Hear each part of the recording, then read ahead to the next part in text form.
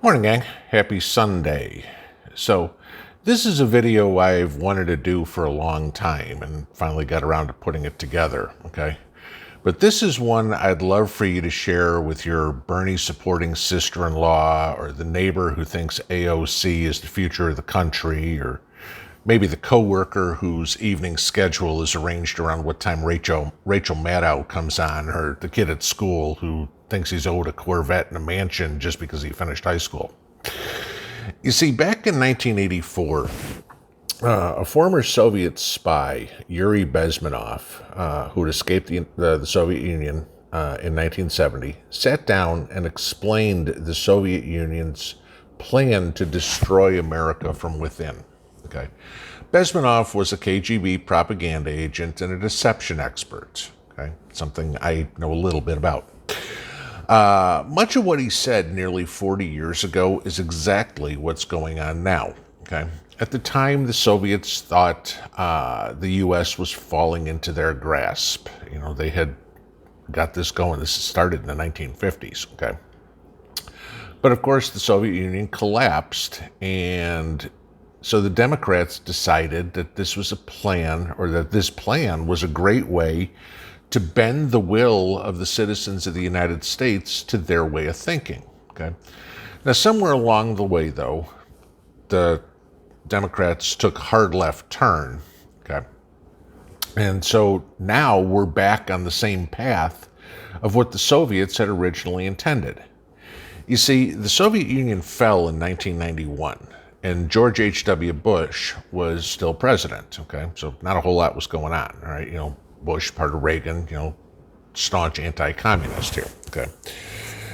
But when Bush lost in 92 to Bill Clinton, okay, the Democrats started this whole campaign shortly thereafter, okay?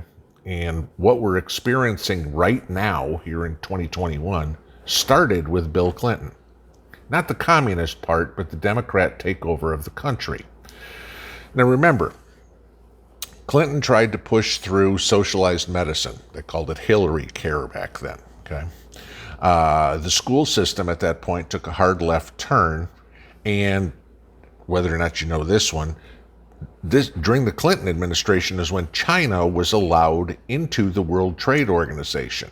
Okay, remember 20 years ago, 20 plus, I mean not 25 maybe, China was a backwards third world country, all right? And look where they've come in 25 years, all right? Well, after Clinton, in came George W. Bush, but the foundation had already been laid. And Bush, too, you know, had his hands full with 9/11 and then the whole Iraq fiasco and everything like this. So,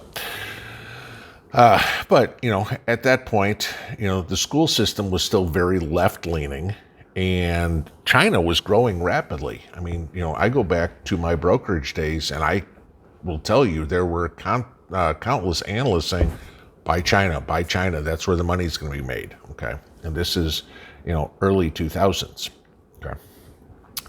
You know, if you go back this far, remember back when Walmart proudly sold U.S. products? That was 20 years ago, okay? Then in comes Bozo, okay, Barack Obama, all right? Bozo was a hardcore leftist. He, as well as Hillary, okay, worshipped at the altar of Saul Alinsky, all right?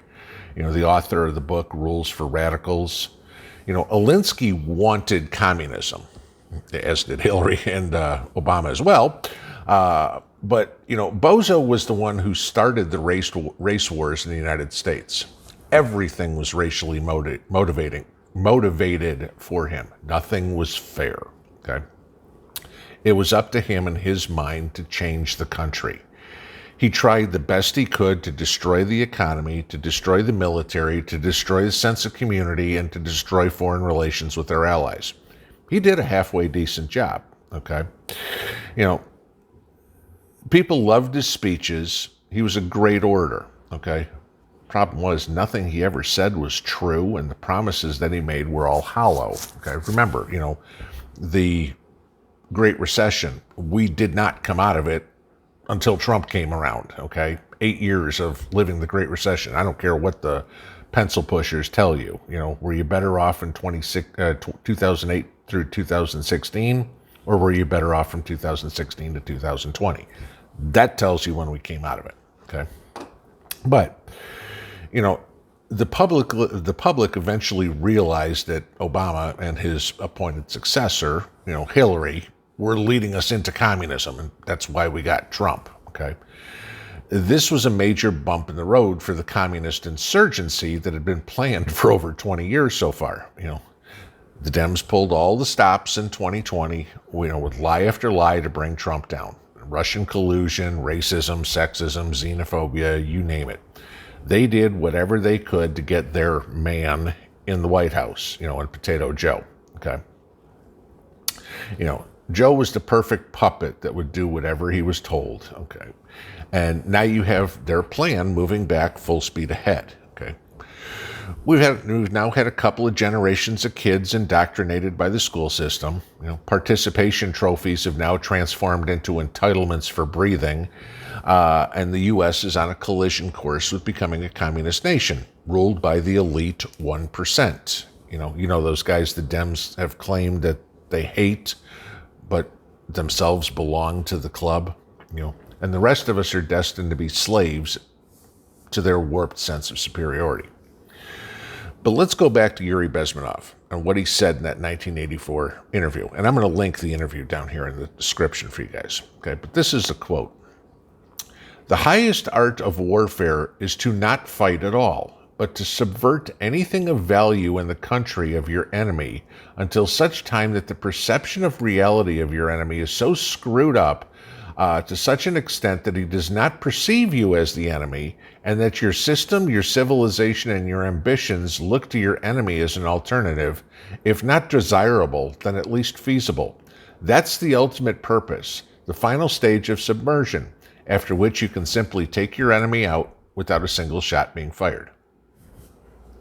Now, that quote right there sounds like exactly what's going on in the United States and for the rest of the world as well. Okay, tell me, skinny soy boy Trudeau up in Canada is not, doing the same thing, or Angela Merkel screwing up Germany or whatever it would be. I mean, pick one. Okay, every one of these liberal elitists are pulling the same crap. Okay.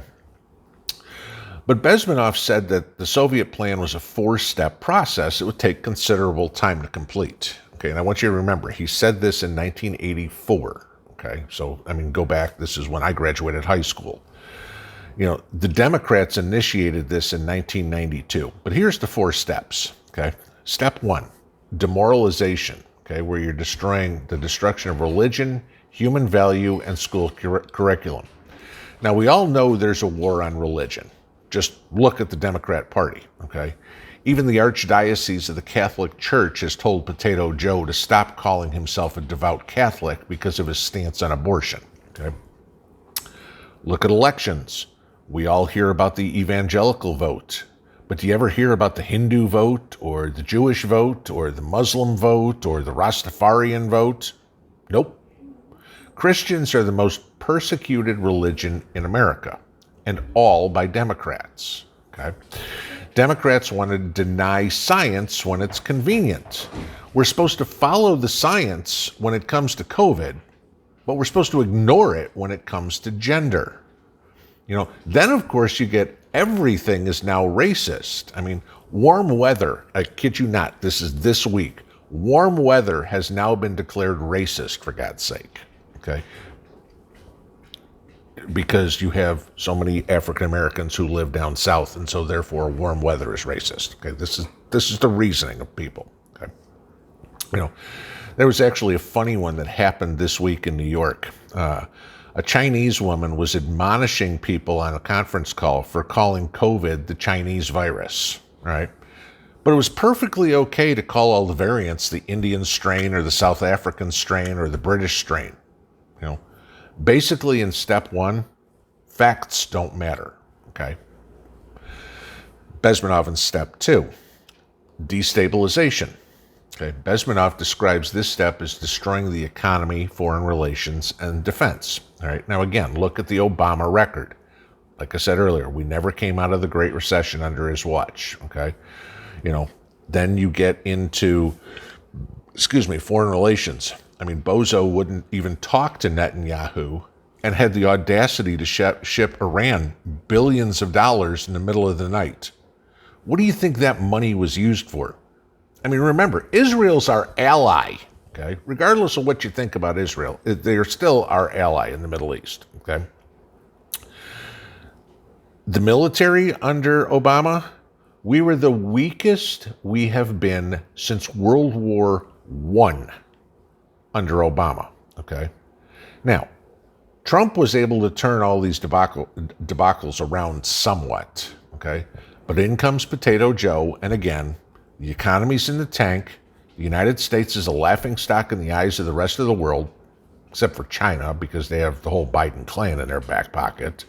And our military is being weakened day by day, every day. I mean, Christ, yellow cards to hand out to a drill sergeant because, oh, you're hurting my feelings.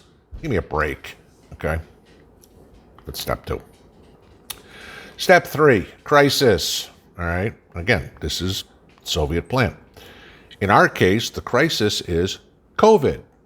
Now, the Soviets couldn't have dreamed up a better crisis, though the Chinese could, okay? Then add the farce of all the recent elections. I mean, hell, how many audits are going on right now? I mean, there's Arizona, there's New Mexico, there's New Hampshire, God knows what. And I mean, these are on local levels, all right? Not to mention nearly every small to mid-sized business was either shut down or bankrupted in the last year. All while Walmart and Amazon posted record profits selling Chinese-made junk. Okay, and then don't even get me started on masks and social distancing or the fact that kids haven't gone to school in a year or whatever it is. I mean, I think we can all understand this is a crisis that we're in, and not the way they're describing it.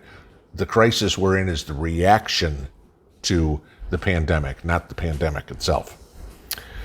But alas, step 4, normalization. That's what they call it, okay? That's the goal. Everything gets back to normal. The new normal, as we all know it. Government dependence, okay? We know this. This is what's desired by the 1%ers, okay? That all of us are completely dependent on the government for our very lives, for our food, for our housing, for our education, for our entertainment, for whatever, okay?